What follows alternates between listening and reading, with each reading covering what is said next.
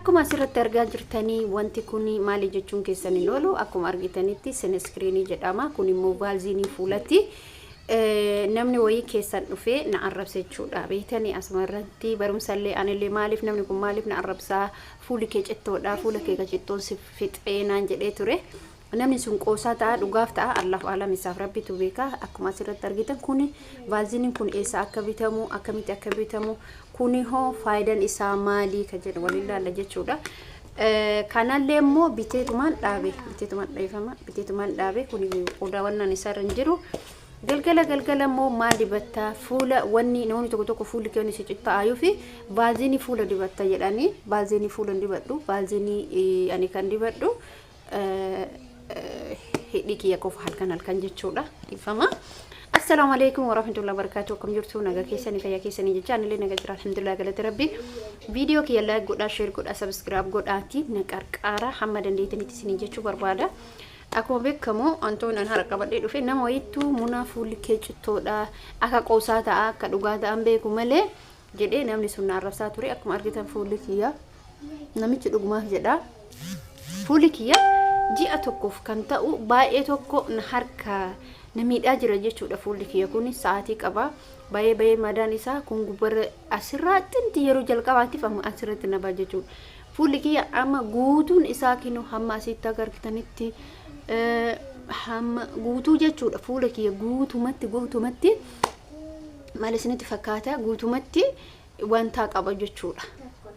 Madaan kun xiqqishaatee narratti ba'a achumaan bada ammallee siqee bakka biraatitti ba'a achumaan bada jechuudha.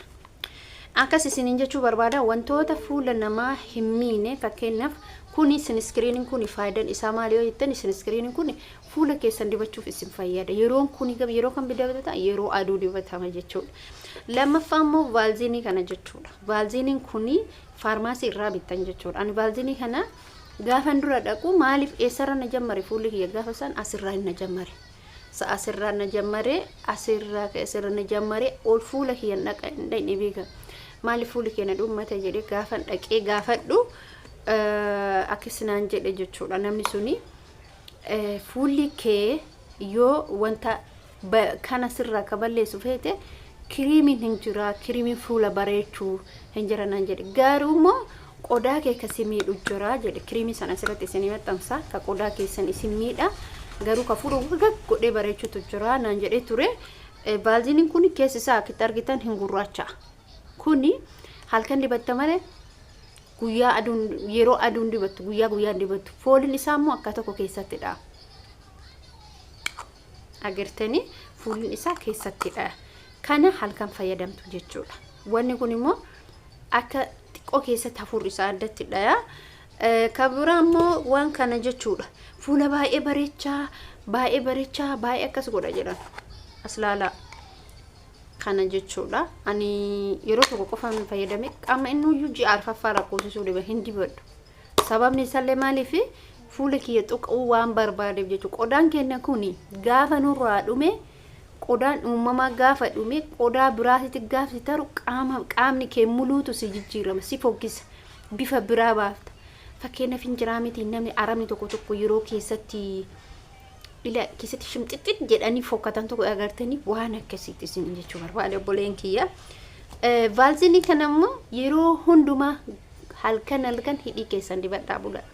Ganama hidhiin keessan bakka lallaafee bula jechuudha. Ammallee wantaan tokko hin jira yeroo qorraa keessattuu jechuudha. Baalziinii baay'ee bareedaadha. Ani hidhii kana dibadha. Abbichi na arrabse immoo gara abbichi na arrabsetti haa deebinu. Abbichi na arrabse qoosaa ta'a dhugaaf ta'an beeku Allahu aalam saniif rabbitu beeka. Abbichi kun immoo tuyyuu na arrabse. Cittoo fuuli keetii cittoodha. Maal viidiyoo hojjetu akka qalbii ta'e akka dhugaatee Allahu aalam. Namni amma bar dubbii dalgaansi tuqee waa siin jedha beeta. Akkas isin jechuu barbaadu hordoftoota kabajamtoota kiyya. Amma akkin isin jechuu barbaadu wantoonni fuula keessan keenya nu bareecha jettanii wanta godhaa turtan bareechuudhaaf kiriimii garagaraa dibachaa turtan eeggannoo irraa godhaa barumsa isin dhugaa amma nugaa dibachuuf jechu fuulli kee sirrimatti mammadaa'aa deemanna hoosisa booda kana isinitti argisiisa laala.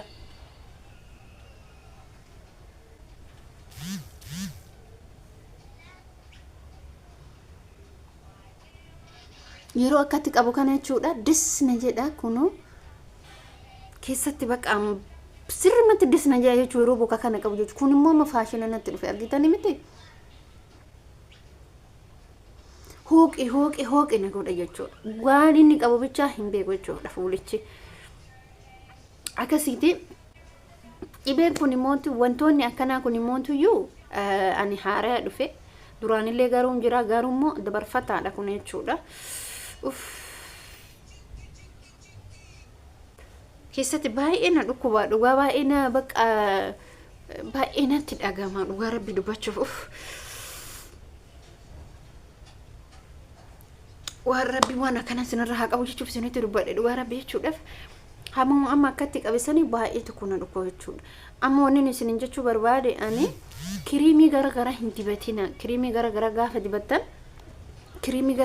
dibattan dhugaa rabbiin isin jedha dhugumatti jechuudha baay'ee miidhamtan jechuudha hin dibatina kiriimii garagara angaruu amma kiriimii garagara dibadhee miti wanni irraa sodaadhu kuni bakka hin jiraa miti kana hin dibadhee kana qaatan dhaabee garuu erga isa dhaabe jujii afurii dhugaan isin jedha yeroo duraa isaanii jechuudha meeshaaleen ani biyyoota arabaatirraa fidadhee dhufee guutuun isaatitti jechuudha waan na duukan galleef isa darbeef hin dubbadhu sababa saniini waan kana asitti bitachuu danda'e jechuudha asitti waan bitachuu danda'e sababa saniin jechuudha inshallah waan hundumaa rabbi kayrii taasisu rabbi nu halaafisu wantoota garagaraa fuula keessan hin dibatina fuulli inni bareedan fuula kee qulqulluu rabbiin si uume garuu mootuyyuu abbaan irratti fakkeenyaaf irdii dibachuu qasilii garagaraa dibachuu rakkoota kan qabu dhuguma isiniin jedha rakkoota kan qabu isiniin jedha kanaafiyyuu mootuyyuu isinillee jajjabaadha wantoota akkana wanta isin hin miine halkan kanumatti dibadhaa bula wanta akka jiru ganama kaatee dhiqatta saamunaa fuulatiin hin dhiqatta kun gatiin isallee guddaa miti kun asitti birri 60 saamunaan isaa 150 saniin achiin kana 600 yoo bitatte bakka garuu waan kana jechuudha akkin isiniin jedhu waan kana argitanii waan kana bitadha wanni kun baay'ee fayyada aduudhaaf baay'ee isin itti sayyajuudha sin screenii mu maal jedhamaayyuu ani ko kaartoonii isaan qabu malee wallahi baay'ee bareedadha sin screenii kun baay'ee bareeda dhugaati jechuudha halkan kan fayyadamta guyyaa gizee aduu keessa deemtu kan maaliif fayyadamtanitti fakkaate kun tokkoffaa aduun qodaa keessan kana sin amma namoonni tokko jiru asirra maadaatii qabu inni suni adurraa jechuudha adurraa dhufaa beekama namni keenya irra guddina hin beeku malee adurraa dhufaa isiniin jechuu barbaada kana lamaanitti fayyadamaa kunillee baay'ee bareedadha kiriimii vaalzinii baay'ee bareedadha vaalzinii fuulati kunillee ka aduuti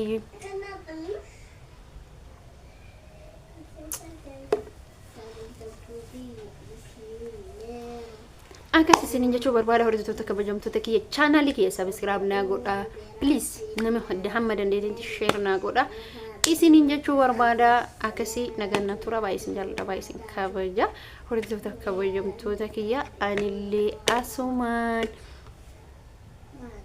maalin isinitti dhaammadha itti fayyadama